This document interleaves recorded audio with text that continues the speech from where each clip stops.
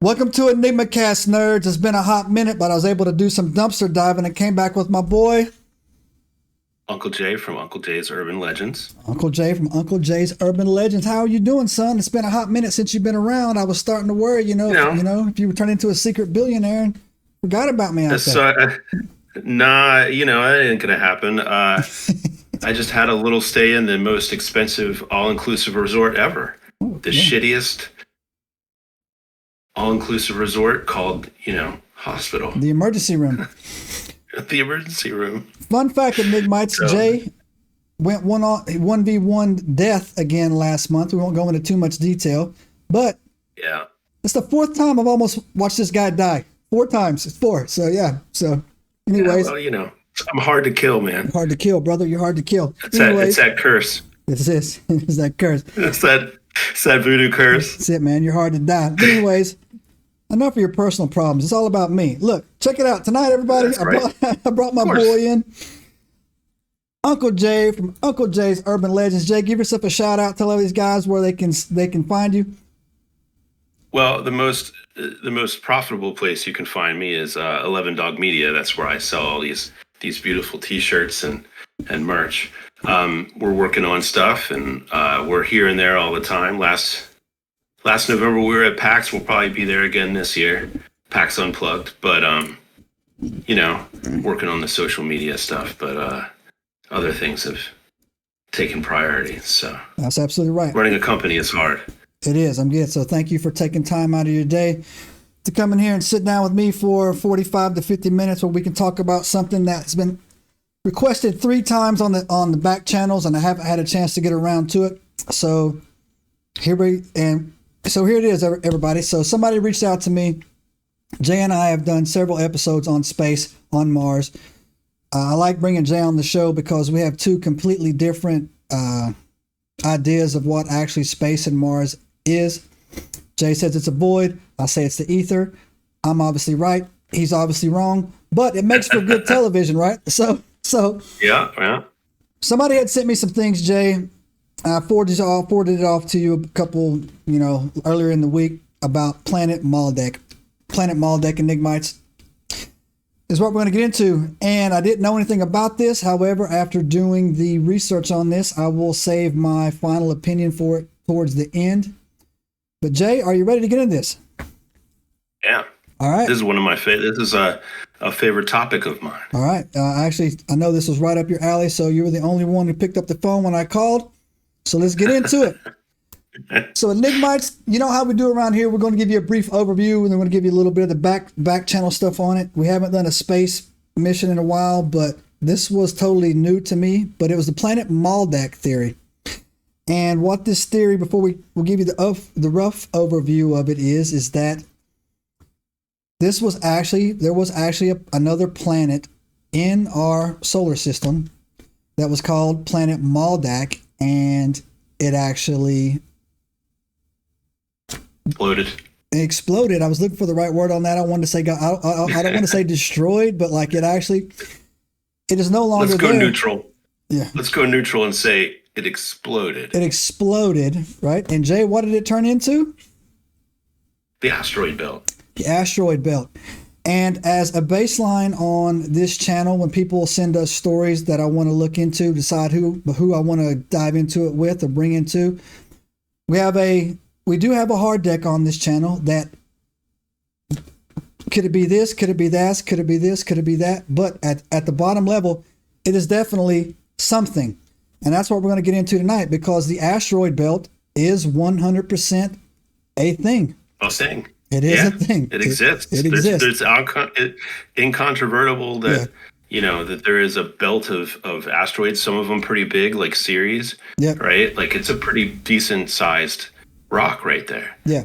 Absolutely. And there's got to be an explanation as to how that stuff got there, right? And especially in a kind of a perfect little orbital circle, right? Yeah. Absolutely, man. And so, like I said, this did meet the requirements for us to get into, and so we got into it.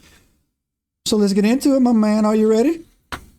Yeah, let's do this. All right. So the Planet Maldek theory, Enigmites, is that there was in our solar system that there used to be a planet right where this asteroid belt took place. And this planet went through some type of cataclysm, really is the only word that can come to mind on that. And there is, I would say, some legitimate mathematical proof to back this up, as well as some theories. And there's some fringe theories in here that we're going to get into as well. But the most compelling theory about this planet Maldek, Jay, is that actually Mars was one of its moons. And yeah, that right there is, I thought to myself, okay, turn this off. But then as I dug deeper, went to another source, looked into it, talked to ChatGPT for a little bit and looked into it. And I'm saying y'all right now, boys, I think that Mars might have been a moon based on just the strangeness that goes on with it. I don't disagree with that part of it, right? Like, there's a definite possibility that Mars was the moon of the planet that used to exist there, right? Like, when you look at the symmetry of our solar system, you know, things lend themselves to believe in, like, there's some scientific stuff to back that up, right? So there's usually typically rocky planets in the inner orbital area, and then gas giants farther out, just because of, you know, how matter works, right? Correct. And also too, our solar system is too perfect to be random. And what I'm about to tell you is too perfect is to be random. I'm gonna dive right into this theory, right? So I don't have the exact date on this, but it was probably about 30 years ago. There was this scientist or theoretical physicist or whatever. His name was Dr. Thomas Van Flandern. He had a PhD in something. I think it was theoretical physicist, but it was basically, he also did a lot of mathematician work. And I'm guessing guys that gets PhDs in theoretical physicists are actually pretty good at math. You know, if you think theoretical physicist is actually a legitimate occupation, which, you know my stance on that, Jay. He actually spent 20 years at the Naval Observatory, and he is most notable for what I think is actually going to come into play over the next 10 years. He debunked the accretion model of how planets are formed. Now, I think I said that right, the accretion model. So Enigma, what the accretion model will have you believe is that particles of dust gather together flying through space, and they just basically make this giant lint ball until it gets big enough to become, basically a planet. That's a very oversimplification of the process that what I just described. But there's some gravity is involved, and all kinds of other stuff sticks together. And we're talking about like that involved, but pretty much a lint ball. Yeah, just basically it gets bigger and bigger and bigger. Now, he went on to prove that mathematically that this is highly improbable, almost impossible to happen, because the way that some of these particles travel through space at, I literally want to say, it was crazy amount of speed, 45,000 miles per second or something like that. Basically, it would rip through anything if it crashed into anything. So when things going that speed crash into each other, he said it would just turn into dust and vaporize, right? Other people would say that that'll happen enough until the particles are fine enough to start collecting and rolling into it, blah, blah, blah. Tomato, doesn't matter. He pushes back on it. And he proposed this theory that was recently made popular. Jay and I actually did an episode about this, where Terrence Howard went on the Joe Rogan podcast, and he actually said that planets gotta bring up Terry, huh? Yeah. So only because it's relevant about what this guy says, man. Terrence Howard proposed that the sun expels planets, and that all planets in our solar system were originally created in the sun, and the sun just basically spits them out. Now, this guy, Dr. Thomas Van Flandern, he said the same thing. And I'm guessing that Terrence Howard probably might have gleaned some of his hypothesis from this man, or, I didn't really go into looking much more into it, but I do know that I've spoken to people. Most recently, I had Doc Laday on my channel from TikTok, and he is a firm believer that all the heavenly bodies in the sky are alive, and that they are literally spirits. So when the Bible says the heavenly bodies or the stars falling, that is their one form that these angels can take when they come to the earth. And you can go watch that episode. It was 2 episodes back if you want to get into that. And so he says he actually is the one, and he actually piggybacked his work. I'm going to give you this other guy's name. In 1766, John Titius. Jay, do you know this guy? Titius? How do you spell that? Ticius. I know I'm destroying his name. Anyway, he was a German mathematician. Tychus. Do you know this dude? Yeah. So he was a German mathematician that came up with, basically, based on the measurements of the sun and where the heavenly bodies are, planets are spaced out at a very precise, distance. And that if you, and they actually used his, when they call it the Hob, maybe it was the Hob model or something like that. I forget what it was called. Him and another guy worked together. And they used his mathematical premises and found like 7 of our planets. They should be there based on this. They should be there based on this. And they actually found them. And where our asteroid belt is, there should be a planet based on this mathematical equation. But instead, you have like Jay was saying, a perfectly circular elliptical dump, basically just a bunch of rocks, a bunch of asteroids in there, or something like that. But it definitely fits like the orbital pattern, right?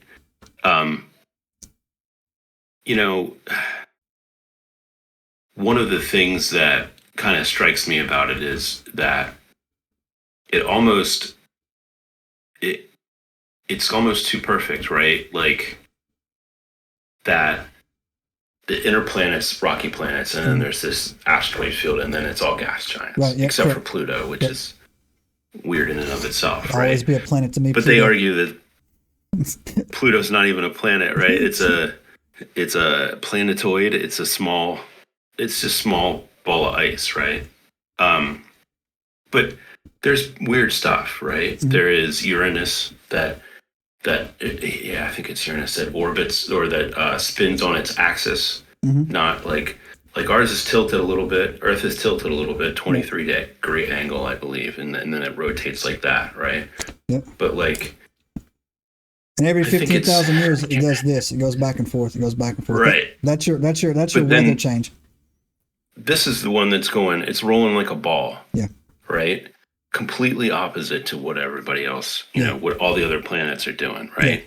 So the theory is that something perturbed that and made it different, and then something changed. I can't remember which one, but I remember when I was a kid learning about one of them.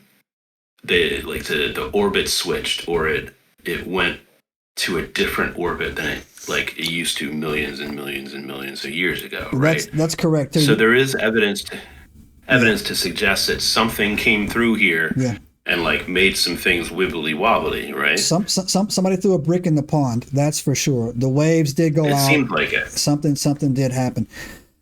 So based on this theory, right, they postulate that once upon a time there was a planet there. Now that's the science, right? That's the science that I can actually get behind, right? Again, we're not flat earthers on this channel. The earth is round. I know it's round. I've been around the world. I know it's round.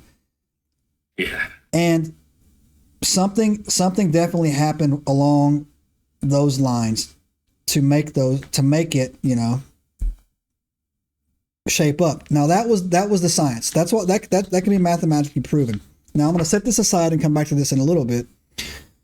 Now, Enigmites, here comes the place that make this a topic for this channel that people wanted us to get into, is because now we're going to get into what the planet Maldek theory is about, right?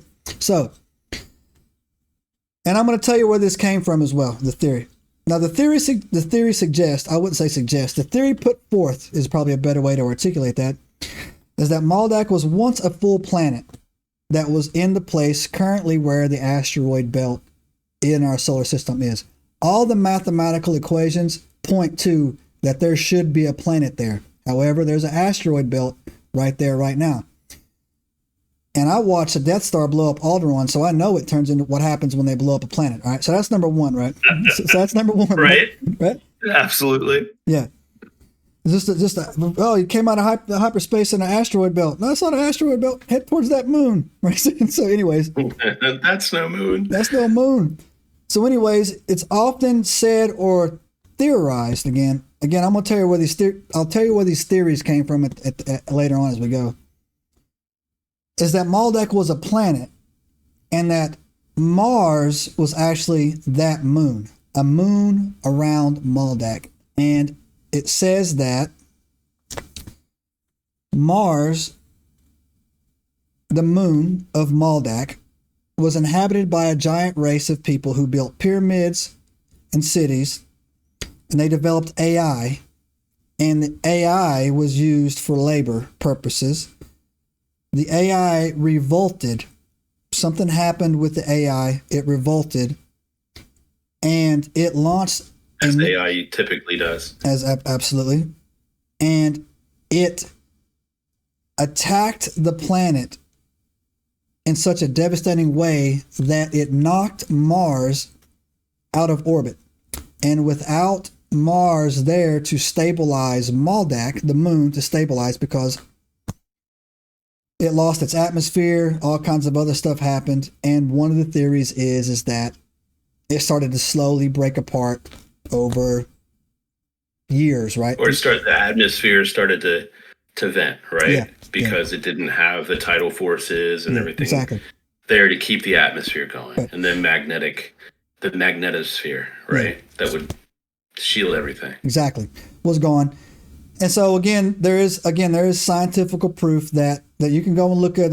You can go and look into it if you want. We haven't done an episode about it, but we've referenced it several times. Is that you can find ancient writings that referred to our Earth as the time before the moon arrived, right? And when our moon that's a whole nother episode, right? That's a whole nother episode. When the moon showed up. When the moon showed up, our perfect moon showed up, it stabilized the tides, stabilized the water, and formed our clouds. The Earth once upon a time was nothing but misty. And even the Vikings have lore about the mist and all that stuff, right? But anyways, that's not what we're talking about here. We're talking about the moon, y'all. We're talking about Mars, right? We're getting into it. And so that is the theory, that the Mars drifted out of orbit, right? And settled into... Stabilized, where it's at. Yeah, settled into basically where it's at now. And was a moon. And so the first thing I did, Jay, when I went and dug into this, is I actually learned something about this.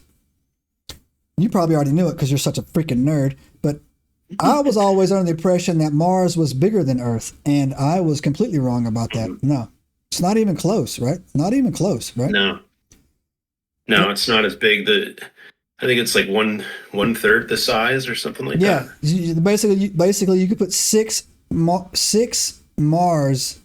masses of Mars inside of Earth's volume, right? And I thought to myself, wow, right? For some reason, I always thought Mars was heck of a lot bigger. I really thought it was bigger, but it's not. And when you go and look into the behavior, planetoid behavior, Mars does not behave like a planet. It behaves like a moon. Its orbit is oval. It's not circular.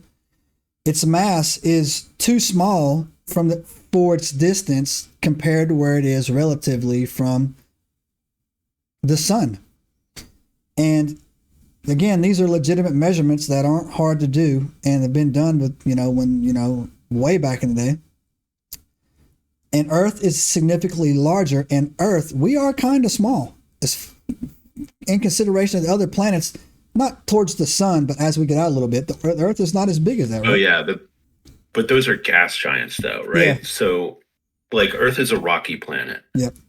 Jupiter, Saturn, Uranus, Neptune, they're all gas giants, right? They're mostly made up of, like, stuff like methane and gases, essentially, thick hydrocarbons.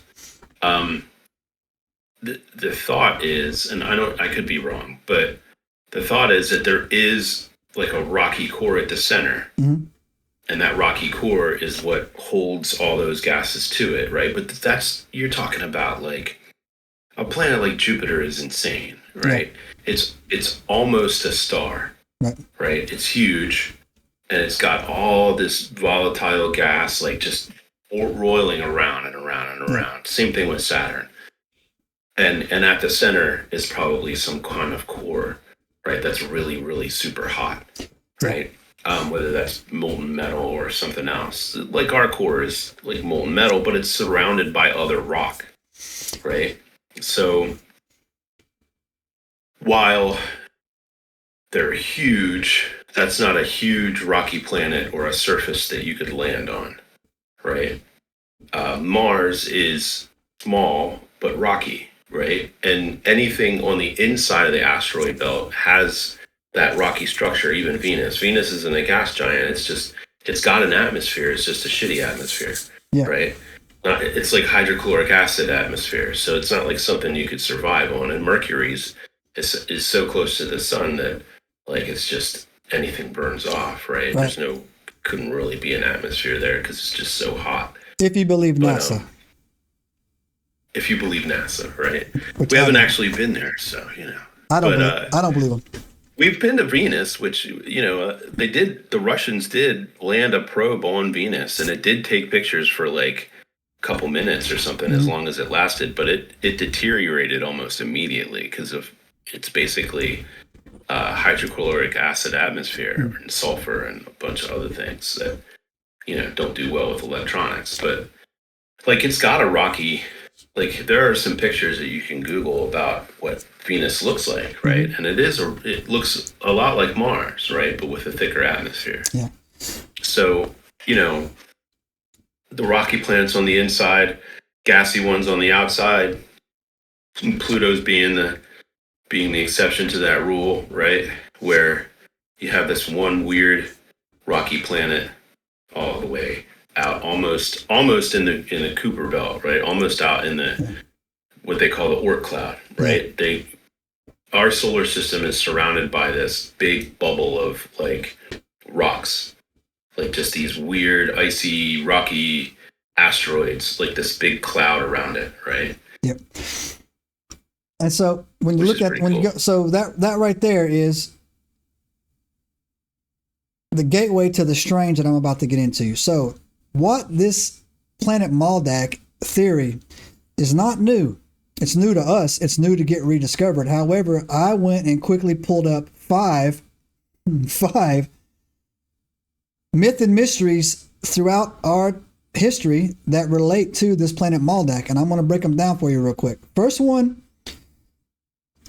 that has been postulated that Maldek was actually by Plato, mirrored the destruction of Atlantis and Lemuria, or even the Sumerian flood tales. They say, some people have said that was in conjunction of when Maldek crashed, or when Maldek, had its catastrophe. Anunnaki is involved on this. For some reason, when Anunnaki was, coming around or doing whatever was going on the moon of Mars was a little bit too rowdy, they decided to take it out. So that's one theory right there, right? Goes back to the Sumerian tablets when they're talking about that as well. You have Maldek in the book of Enoch, which is basically, Jay and I have talked about this in length, man. The Anunnaki stories and the Watchers from the book of Enoch are basically the same story, just talking about one as a science fiction tale and the other one is more of a spiritual religious tale, right? So when the Watchers descended from Earth to corrupt humanity with forbidden knowledge, some says that the beings were actually survivors from Maldek. That is put forth on that, right? That they fled Maldek that came down here. And then someone else told me a good thing when I was looking on this is that they destroyed Maldek in an attempt to justify that's why they had to come to Earth in case they got caught. And I was thinking to myself, that's pretty clever. You know what I'm saying, right? So when it says they left their heavenly post and it came down to Earth, they knew they were going to get in trouble. They knew it. They actually took a pact, right? And we talked about this before, Jay. Sam Jaza said, I'm not taking this heat alone. Some people were like, yeah, well, that's why they destroyed Maldek. So they said, oh, we had nowhere else to go. We were whatever, right? Obviously, that didn't work. The third one, Jay, comes from the I got to be careful here. I don't want to hurt anybody's feelings. I'm not in the hurting the feeling mood today. Some contactee stories, people who have been abducted and taken away from their, and the Law of One, the Dolores Cannon, Corey's Goody, SSP claims that beings from a destroyed planet who now observe or assist, they're not assisting us, I'll tell you that, were referred to back in the day as Maldekians. I'm like, okay, well, that's something that I've never heard before until I went on this. And again, I try to the best of our knowledge, to the best of our powers, Jay, to be respectful to people and their beliefs, right? So I stuck that in there. I mean, that's the thing, right? Like, just look at Terrence Howard. You can believe whatever you'd like to believe. Yeah. Right? Yeah. Your perception is kind of your reality. And if that's the reality that you want to live in, then that's... Like, who am I to judge? Because, like, I typically go for the science, right? Like, things we actually know, right? And this is where it gets weird for me, right? Because we think a lot of things, but that's just observation, right? Like, we can see a certain amount of things, like the Hubble telescope showed us a lot of stuff, and the Webb telescope is telling us a bunch of different things, right? And you know, I trust the astrophysicists who are working on those projects because, you know, they seem to know what they're talking about. But so does ChatGPT when it's hallucinating, right? Yeah, it's very confident in its hallucinations, right? Yeah. So they you know, I like the scientific rigor thing where, like, you can say something, but then a bunch of other people have to do the same thing. Mm-hmm. They have to replicate that experiment, or they have to replicate that data in order for them to say, yes, this is what happened, right? One of my skepticism tells me, though, like, we haven't actually seen some of these things, though. Mm-hmm. Like, when I say seen, I mean, we're acting off of data, but we've also had a lot of different theories that we acted off of data, but the data was flawed, right? Our ability to observe it was flawed, right? You know, Aristotle or Socrates, and I can't remember which, like the five humors thing. Mm-hmm. He was right in a lot of ways and wrong in a lot of other ways, but there were limits to what they could really see and perceive and measure and things like that, right? The measurement was flawed. The observations were flawed because they just didn't have the tools to look at it right. And I think that some of this stuff, right, we may not have the tools to be able to tell the difference, right? Like, as our tools get better, our understanding gets better, or it seems to, right? And that's very valid for a lot of stuff. Like, you pull out a microscope, you can see an amoeba. Yeah. Right? Like, you can see that. He's swimming around in there. And, you know, 200 years ago, nobody knew anything about germs. Yeah. Like, nobody knew anything about, like, hey, if you drink this water, you're going to get cholera. They're like, the water's bad. Let's put some, you know, let's bless it with blood or something like that, right? And make it worse, right? So, you know, there's a lot of weirdness in our particular solar system. There is a lot of... The moon is a weird thing. Like, even NASA admits it. The moon is weird. Yeah. There's a lot of fiduciary going on here, man. And again, like, you can't, anybody that tells me that you're bored in life, you're not even trying, bro. You're not even trying. From the center of our earth to the top of the whatever, man, there's nothing but fiduciary, especially in the day and age that we live in right now. Which leads me into the fourth one. Is that it's basically the starseed theory that we're all reincarnated Maldekians, for lack of a better words, right? Which were basically Martians, right? So Martians, Maldekians, whatever. And that's why we're having these deep soul memories. I don't really put a lot of theory into that myself for other reasons. But, and the last one is that it was a celestial warning about what can happen if the hubris of man who tries to play God or whatever. But those are the 5 leading theories that came into it. Now, we're going to combine now there is modern day fiduciary afoot, enigmites related to this planet, for lack of a better word, not so much the planet Maldek, is that is the unnatural obsession with Mars. And it is a very unnatural obsession.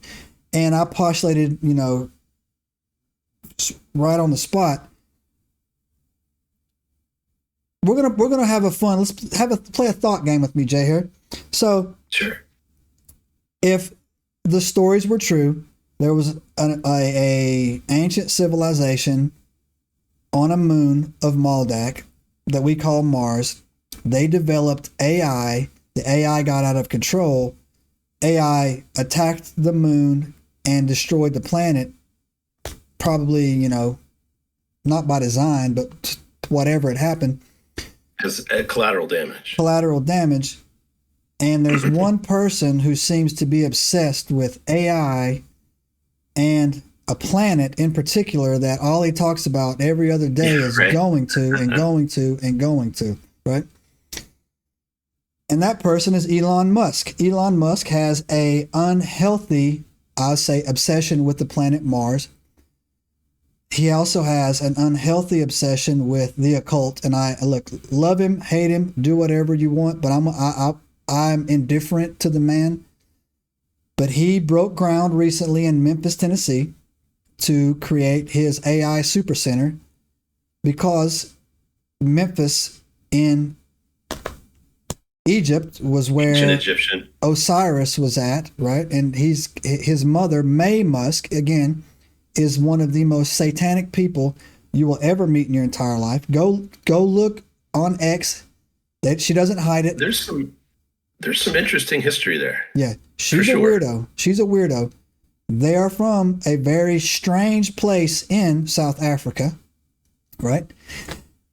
And yeah, it's like so I've done some research on that. Yeah, right. I mean, careful what I say. So, right, we're gonna get contract. So here's this is the real deal. Like this is researchable and find outable, right? It's no black documents or anything like that. There was a group of people, and they held a certain view, whether it be religious or otherwise, who started in Canada, found persecutions of a sort, right, in Canada, and ended up in South Africa as a result. There's a bunch of these dudes. Correct. Peter Thiel was one of his families from that kind of little, I don't want to say the C word, but cult. I'm typically suspicious of religion in any sort, right? For me, the only ones that require blood sacrifice is one I'm Man, I was in a, like growing up, I was a part of, my family was very religious, but they ended up not being later on, right? Because of just the cultish nature of where we ended up in our branch of Christianity, right? And that has all kind of soured me on the whole shebang. Just seeing and growing up with that, right? This kind of very extremist view of Christianity.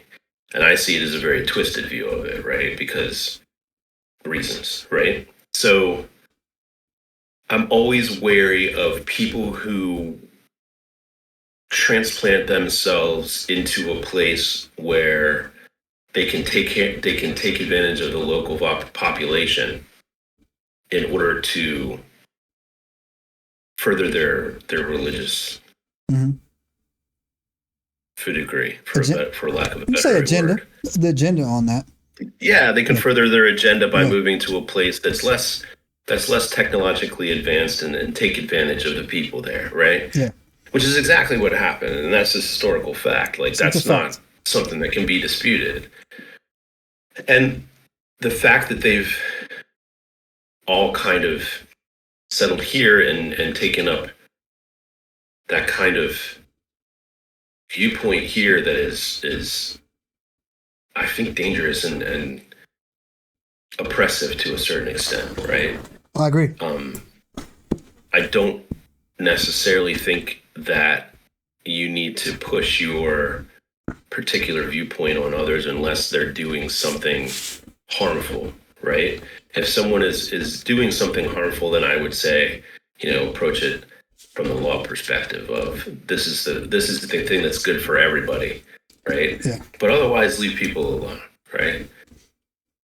I just I think I definitely think that there's some very weird viewpoints there with Mr. Musk and his "we must repopulate the Earth" thing. So right, pressuring people to have kids and stuff like that. Well, also too, he has. I posted up a video recently about. You can go look it up. Japan has the ability to grow cat girls, human hybrid cat girls, right? And they just needed the money to do it, and he gave them the money. He's given the Japanese. You can go look it up, man. It's on my channel. You can just go ask ChatGPT about it. Japanese cat girls. I'll have to do some research on that. So and my little cat girl. I'm good. He calls it. He has a word for it. I think he calls it Optimus. Optimus will come in many forms, right? He's already named. He calls it AI Jesus, AI God, right? He calls it all the time, right? And now look, he is on the spectrum, and I think some of the stuff he says is complete BS, right? And I think that he has zero impulse control.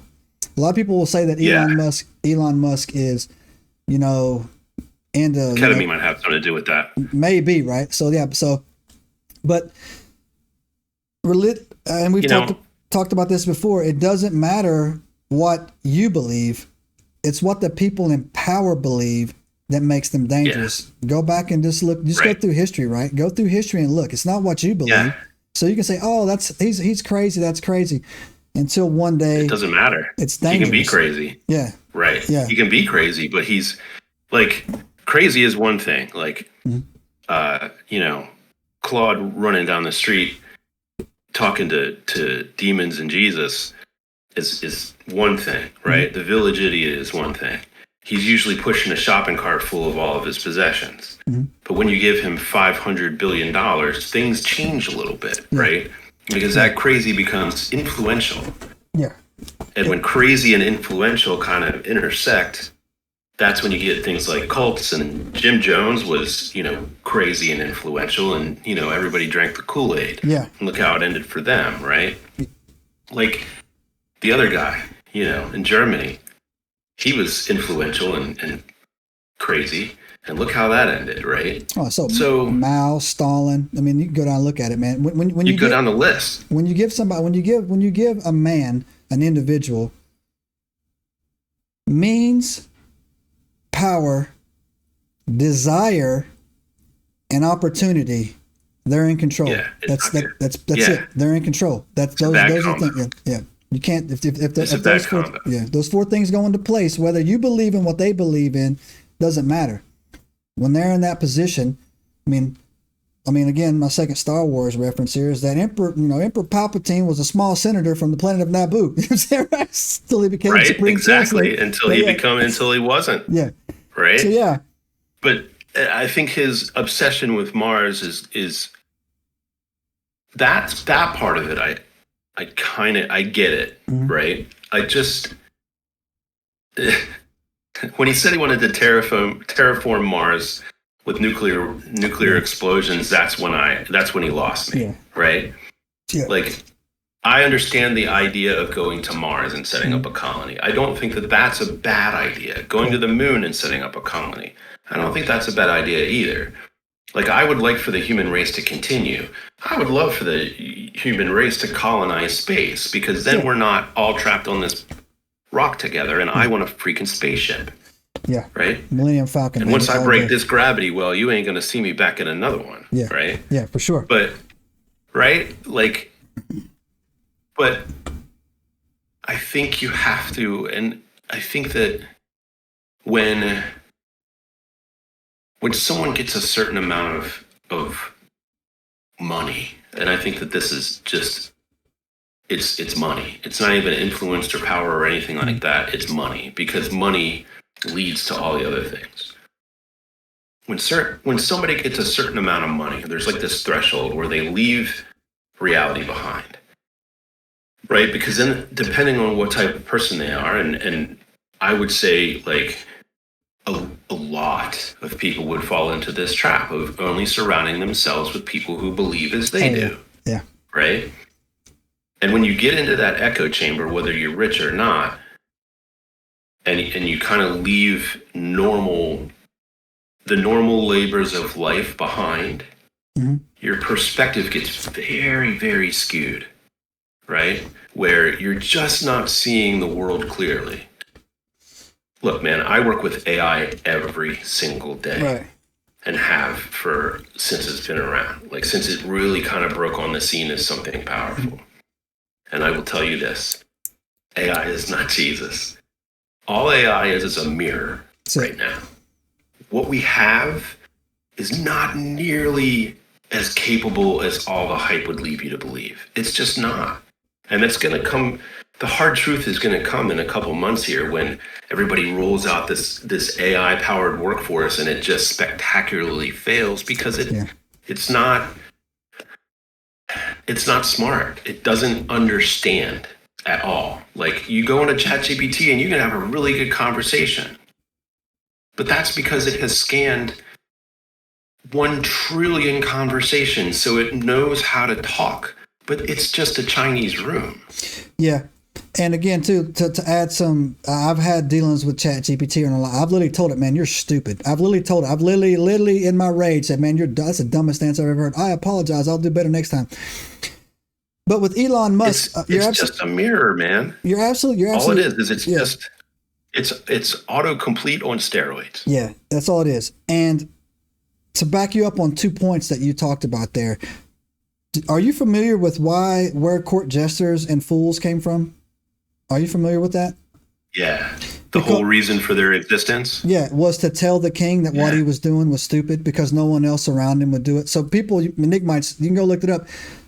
They weren't there just to juggle and entertain the king and say something funny. Court jesters were there to basically tell the king when he was doing something ridiculous because nobody else around him would do it. Right? No one else would. Right, and he had to be, and the court jester had to be someone without influence or power. Yeah.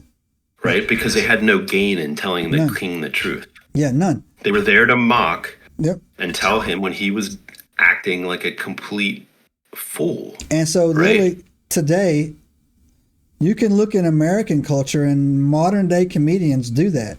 Modern day comedians call out that's their niche in society, right? Yeah, they're supposed to be the ones who look at it and say, that's ridiculous. That's the dumbest thing, right? Yeah. And self-correct. It's a self-correcting mechanism, and it's been around for a really long time. Like, I remember hearing about something like there is a Roman tradition, right? It goes all the way back to the Romans when they would have one of these generals riding on his chariot back into Rome after a victory, right? And there'd be the cheering crowd and everybody's celebrating, and they would have a slave stand next to him on his chariot and whisper in his ear, "This is as good as it gets. Right. Die now. Die now while you are at the height of your glory," to remind him of his mortality and to remind him that, yes, you may have reached great heights, but yes, someday you too will die. Right? Yes. And I think that we're missing that right now. Well, what we also too, and there's also God in his infinite wisdom. He put what I would call a failsafe into existence, for lack of a better word. And it's a word that a lot of people don't know. It's called hubris. Hubris, right? Hubris is pride on steroids. And you can look through, and so one of the reasons why I started this channel is because I like to tie in historical references to actual practical applications.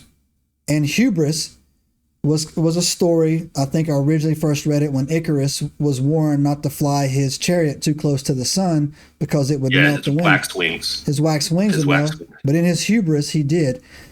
And so hubris led to a more common saying, pride before the fall. And you can go through every single historical aspect, period, from something that happened this month to something that happened thousands of years ago. where a person in power became so prideful that it ultimately turned out to be their downfall and led to their ultimate destruction, right? So what we have going on right now, I would say with, I don't have anything, like I said, I'm very indifferent towards Elon Musk. I don't think he's as smart as people think he is, right? Never in my, and again, that's not a put down. Nikola Tesla. Can I break in real quick? Yeah, well, yeah, but real quick, but Nikola exactly, Tesla. Perfect. Yeah, was that where you're going with that? Go ahead. Yeah, no, you're going in the right direction. Yeah. Nikola Tesla, smartest person I've really ever read smart about. dude. Yeah, really smart. Right? Yeah, loved pigeons. Loved pigeons. Hated earrings and women, right? But loved pigeons. And Jay, how'd he die? Alone in a room in a hotel. Broke as a joke, right? Broke as a joke. So intelligence is not a sign of guaranteed wealth. Like your typical CEO. Mm-hmm. And I'm gonna say this and maybe get into trouble, but I don't give a shit, right? Mm-hmm. Your typical CEO is not brilliant. Yeah. Like Stephen Hawking was brilliant, or Einstein was brilliant. Those people they understand the game, they just don't really want to play because they feel some other stuff is more important, right? But you can't have Cletus running a company either, because he's going to run it straight into the ground, and you and I have seen that a million times, right? Correct. So they're typically average, maybe just a little hair above average, right? So what makes a good CEO does not necessarily make a good scientist. Correct. Right? Who thinks that Elon Musk was in Tesla building cars? He wasn't. He just knew how to hire smart people to go do the thing that he had in his head. Right. Elon Musk is an architect, right? He's an architect of things. And you can't deny his achievements, right? Because his companies have achieved some very interesting things. Now, his companies have. He runs the company. He's not in the lab doing the rocket science. I'm sorry, but he's not. He's got an idea behind it, and maybe he's got really good execution on that idea by finding good people who will execute that. Correct. In a way that's going to actually freaking work. Correct. Right? Mm-hmm. But he's not the guy in there building the Teslas. He's not the guy at SpaceX building the rockets. He hires rocket scientists to build the rockets. He just finds really good rocket scientists because he's got a lot of money to throw around. And I think he had help along the way. I think he had a little bit. I think he had some 3-letter help along the way. That's a whole nother story that we can get into on that. I'm not even going to get into that, but I think he had some help along the way. I think because his obviously had help along the way. There's tax breaks and all kinds of money thrown around but these. I'm talking about proven facts, right? Like you can go and look. There are subsidies. There are subsidies. I see you. There are subsidies for electric cars because we wanted to get off gasoline, and I get that. And I'm not saying that there's anything necessarily wrong about that, but be upfront and honest and say, correct. The government helped me, right? The government helped me get where I'm at. And so bringing this back around to the thing. Yeah, let's talk about the planet. No, because his unnatural obsession with that planet lends me or adds a layer. I'm going to tell you the reasons why. All right, Jay, it's time of the show, Jay. Do you believe JC stories? do you believe this could be a real or could be not real? Where do you fall on Maldek and Mars? So I'm not going to dismiss the possibility that there used to be a planet there and it got destroyed, right? Because there is evidence to lead me, at least me, to believe that something happened in our solar system. Mm-hmm. Now, like we've had two other, so right now, like right this moment in time, there's an object traveling through the solar system. Correct. That is from outside the solar system and it's traveling through. And it may not be a very big object, but what if it was? What if a really big fucking ball of rock came flinging through our solar system at like a velocity that that things travel like thousands of miles per hour? Correct. Something the size of Pluto, right? Comes shooting through, and hits us along the galactic plane, right? Hits us along the plane of our solar system. It comes through like this, not like this, right? And it smacks that planet. What happens, right? Because it's not like the planets aren't all lined up in a row, right? They take different times to orbit the sun, and things could be in wibbly wobbly, right? Like the Earth could be over here and Jupiter's on this side of the sun, right? And things like that, like it lines up in different ways. Like they're all moving at their own rate. What if something comes swinging through here, and Earth is on this side of the sun, like on like way over here, but Maldek is right in the path, correct, of whatever's coming barreling through the solar system, and just gets obliterated. Yeah, right, and things fly out everywhere. It would be like a pool table, breaking a pool table. Yeah, for sure on that. But with think of the pool cubes as ice cubes. All right, right, so balls of ice smacking each other, and just. No, I'm not gonna let you squirm. Yes or no? Maldek real or not? Mars real or not? The theory. This theory. I don't think that there was a rebellion of the AI and that they nuked the planet. No, I don't think that there's enough debris in the asteroid belt for a large planet to have exploded in place. Right? Because there's a difference, right? So think of it this way.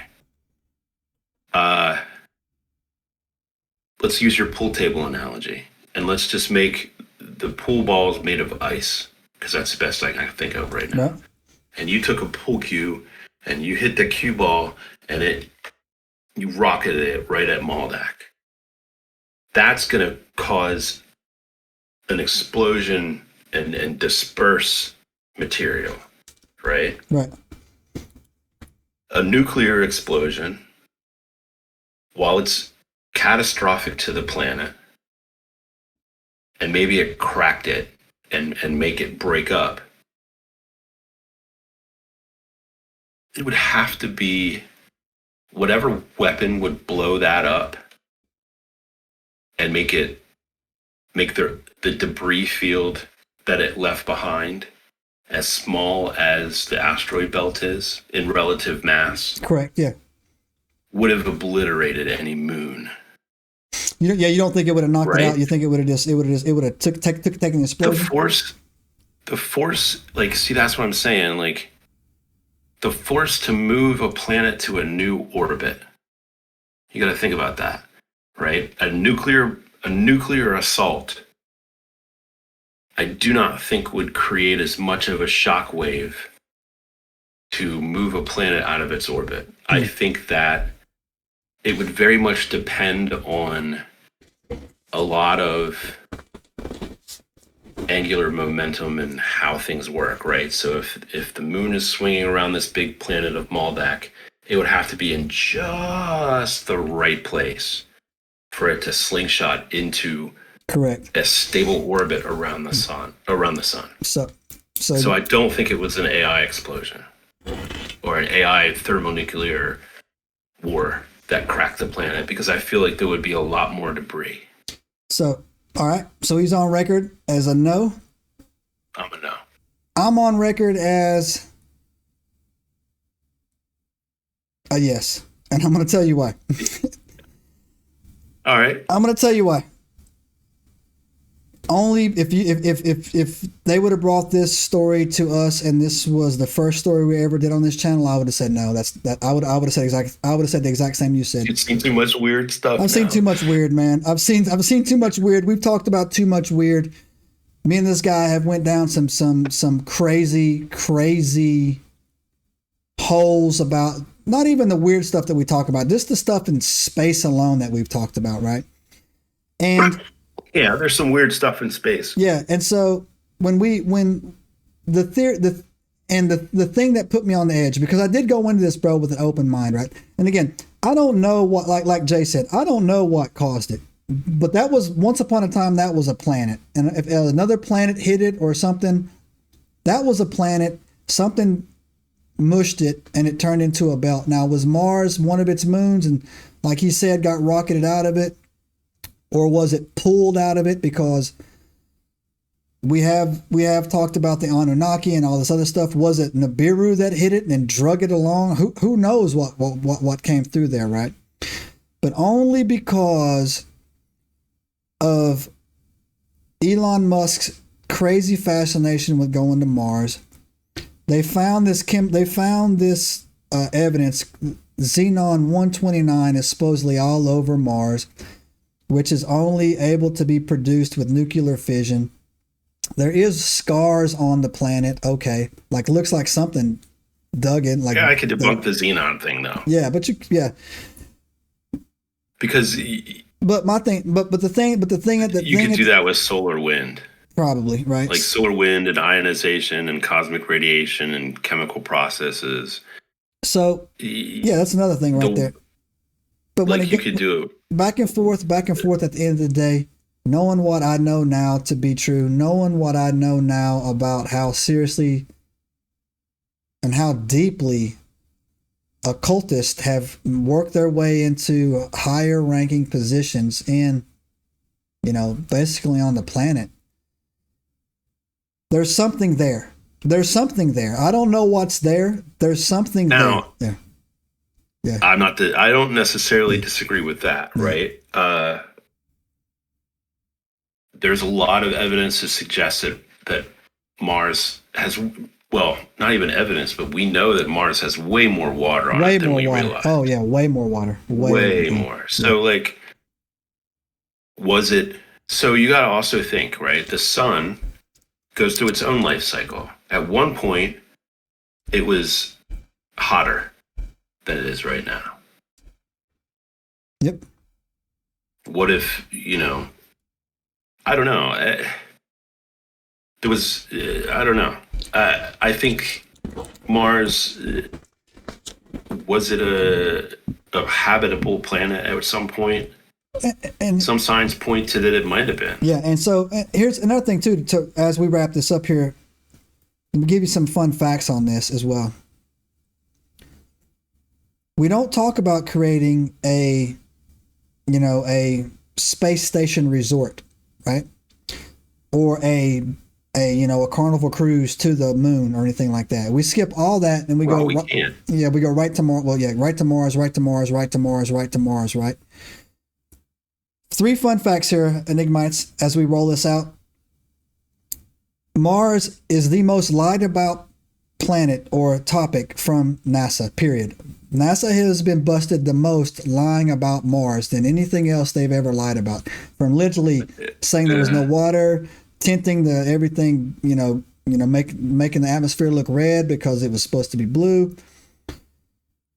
I didn't look into this, but there has been episodes, you can go look it up on YouTube, of CIA remote viewers supposedly going back to 1000 BC, seeing... Well, it was even farther back than that. It was like 1 million. Yeah. Joe McGonigal. Yeah, there he is right there. The Joe McGonigal, right?